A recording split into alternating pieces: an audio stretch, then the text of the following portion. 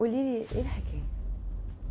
الحكاية بدأت بإن والدي ووالدتي كانت حصل ما بينهم مشاكل يعني كبيرة، وأدت للانفصال. يعني بابا رفعت قضية على بابا طلاق للضرر. كان عندك كام سنه؟ كان عندي 21. انت دلوقتي عندك كام سنه؟ دلوقتي عندي 23. من سنتين يعني. آه، ماما طلبت ان انا ارفع على بابا قضية حجر عشان تثبت، يعني عشان تحجر على كل الفلوس وكده بتاعته عشان ما يتصرفش فيها في اي تصرف تاني. فانا رفضت ان انا ده بعد الطلاق؟ ما هي ما اخدتش حكم بالطلاق لان هي خسرت القضيه. هي لحد الان ما بالنسبه للمجتمع هي متجوزاه. فعايزاكي ترفعي حجر؟ بس انا رفضت. هو غني؟ لا عادي، بابا مدرس بس في عنده املاك من جده، وفي حاجات اللي هم حوشوها مع بعض وجابوها. وبعدين؟ لما طلبت مني ارفع قضيه حجر على بابا رفضت. انت بنتها الوحيده؟ في عندي سنه ولدين، يعني انا بنت على ولدين. والولدين وافقوا؟ عندي اخويا الصغير ما عندوش معلومه باي حاجه.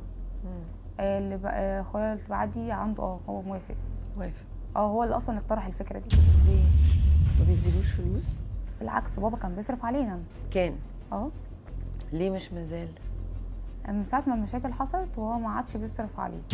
بس انا لو طلبت منه حاجه هو بيداني عادي، ما بيقوليش لا. بس لاخواتي هو بيروح لهم نفقه كده كده، يعني هم في نفقه بتطلع لهم من المحكمه. اوكي. اما بقيت مصاريفهم لو طلبوا حاجه لا ما بتروح لهمش. ليه؟ بصراحه مش عارفه، ممكن بسبب نقطه العداوه او المشكله ان انا اخويا دخل في مشاكل ما بينهم. واخد صف مامتك يعني؟ طيب وايه الوضع بقى دلوقتي؟ عملوا ايه عشان يعاقبوكي ان انت ما رضيتيش ترفعي الحجر ده؟ مضتني على وساطة امان. ازاي؟ كانت انا ساعتها في الشغل واتصلت عليا قالت لي يعني تعالي بسرعه وفي مشكله كبيره وكده. روحت البيت قامت قافله باب الشقه ما كانتش كل حاجه، ولقيتها بتهددني ان يمضي على وصايه الامانه يا اما هتاذيني. تاذيكي ازاي؟ كانت جايبه بلطجي في البيت هي بتهددني بيه. بجد؟ بس اي حد هيسمع القصه دي مش هيصدقها.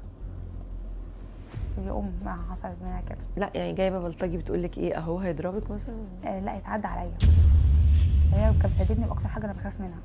هي ايه؟ ان انا حد يقرب مني. قرب منك عمل ايه يعني؟ لا هو ما قربش مني، ان انا اي حد يقرب مني اصلا.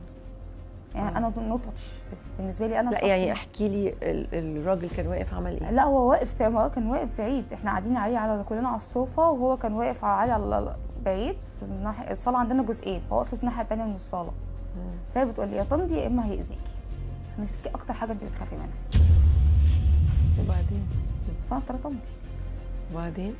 قالت لي بعدها اطلعي بره بيتي مش هشوفك وشك تاني.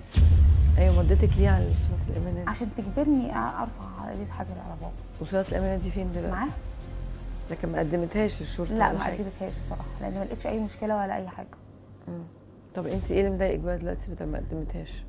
انا مضايقني منها ان هي بتتكلم في سمعتي، بتتكلم في شرفي، وكل شويه عامله لي مشاكل. بتتكلم فين؟